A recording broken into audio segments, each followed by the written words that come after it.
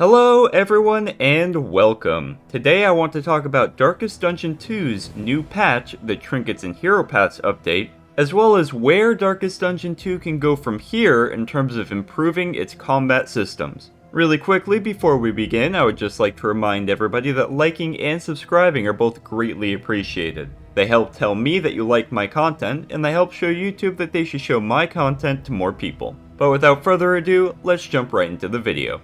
Starting with the Trinkets and Hero Paths update, I want to say that Red Hook did an incredible job designing most of the trinkets. A lot of them are very niche in terms of situation or hero, and some of them are wildly powerful but only for certain builds. The only issue remaining with the trinkets, in my opinion, is the bloat of similar trinkets that I mentioned in a previous video. I really do not see a reason why there should be minor, standard, and greater versions of trinkets that all essentially do the same thing. Post-trinket update, they've changed this dynamic slightly so that the minor and standard variants have downsides and the greater variant does not have a downside. To me, this is not a meaningful difference. I don't think that this makes the player think more about trinkets. I don't think it makes the player make hard decisions. And if they're not going to use 2/3 of these bloated trinkets to do something interesting, in my opinion,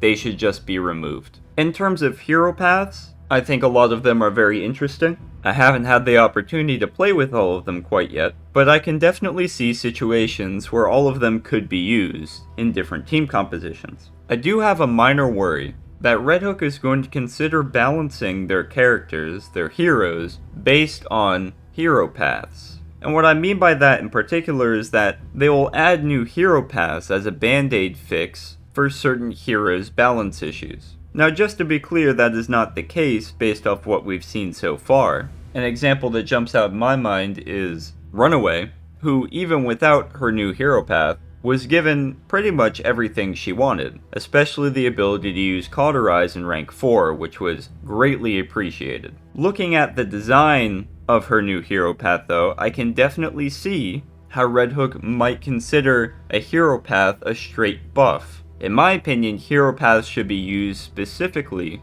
to encourage unique ways of playing that hero, not to buff them overall, not to make them playable in the first place. But regardless, that's more me worrying about things that haven't happened yet. So now I'd like to move on to what I think is one of the main two problems with Darkest Dungeon 2's systems. Today I'm going to talk about why control is bad. As I'm sure most people who played the Darkest Dungeon 2 Early Access know, the game is currently a big damage race. There are a few utility moves that just have absurd amounts of value and they are worth using consistently, but for the most part, any kind of utility move is looked over in favor of damage. Specifically straight damage, not dot damage. And there are a couple reasons for that. First of all, most control moves are pretty low impact. Negative tokens don't really matter to the enemy compared to how they matter for the player.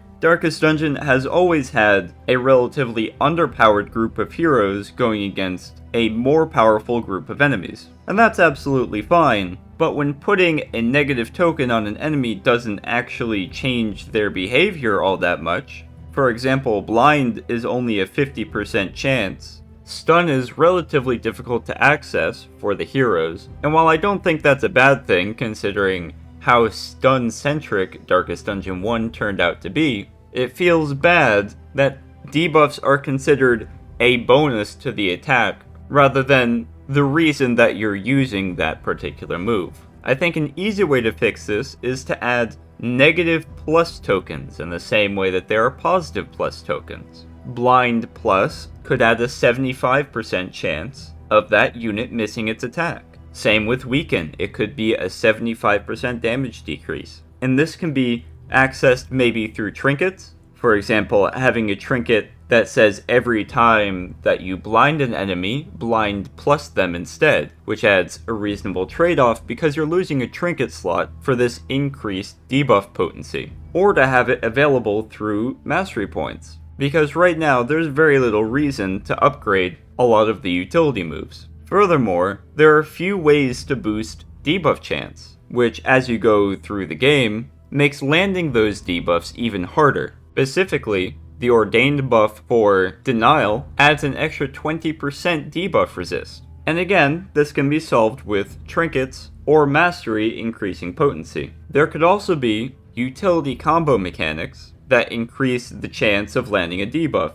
You can think of this kind of similar to how Plague Doctor currently has a combo portion on Noxious Fumes that decreases the enemy's blight resist. A third reason why control moves aren't that good is because a lot of control moves are just not useful. Ounce of Prevention, for example, is almost never used for its buff. The buff just isn't that good. The only reason that Ounce of Prevention is used nowadays is to farm relationships, which is its own issue, and I'll probably address it in another video. A good way to make Ounce of Prevention better is to just add debuff resist. A 15 to 25 or a 15 to 30% debuff resist would make Ounce of Prevention a very good move and worth pressing that button in particular. And the final reason why control sucks, at least pertaining to control moves that heroes have, is that dot is neutered by a lot of things, especially Infernal. There is very little incentive to run a dot-based team when playing on Infernal just makes your team worse than if you were running straight damage. This is compounded by the fact that the final boss of Act 2, Resentment, has two enemies that are straight up immune to dot damage. And to be clear, I don't have an issue that certain bosses are unique in their mechanics in terms of what they're good against and what they're bad against. But as it stands, if you want to run a dot team, you pretty much have to do it in the first act, and you can't run Infernal. This is particularly bad for someone like me because I only run on Infernal. I don't like playing with the torch mechanic in Darkest Dungeon 2. But moves aren't the only reason why a control-based playstyle is bad in this game. There are also several enemy mechanics that disincentivize having slow damage. Everything I'm about to mention is what I refer to as a time-based mechanic, which in this case means that you need to kill the enemy before this effect happens, otherwise you're going to have a much harder time. Cultist worship, for example, is only counterable by killing the worshippers as quickly as possible, and that requires a lot of straight damage, not necessarily dots or debuffs. The fog in the shroud also comes in every 2 or 3 turns, and the longer a fight is, the more times that fog is going to roll in and debuff your party. All of the enemies in the sprawl have an ignite mechanic that happens after the first round. The longer you leave enemies alive, the more likely that they're going to ignite, giving them additional effects, more damage, and more health. And the lungs from the Resentment Act have this shallow and deep breath mechanic where you need to do a certain amount of damage within 1 turn. That's a lot of mechanics that don't incentivize using dot damage or debuffs. As for how I would fix those, I don't know, it would require a lot of mechanics changing. The Shroud Fog would definitely reward a control-based playstyle more if there are moves that buff debuff resist. The Sprawl's Ignite mechanic could be changed to have just one of the Sprawl enemies, like the Immolatist, cast Ignite on the others, so focusing down the Immolatist, and then playing a slow control-based playstyle for the rest of the enemies would be a viable playstyle. And Cultist Worship could be changed to be impacted by certain debuffs. Instead of being a free action that moves first, maybe applying Daze to a cultist enemy that's about to use a worship could delay it. That's using strategy and a control move to your benefit. But now I want to know what you think. Please leave me a comment down below. I love reading them and responding to them. In fact, it's my favorite part of making these videos. Let me know what you think needs to be changed in Darkest Dungeon 2. But regardless, I hope all of you have a wonderful day.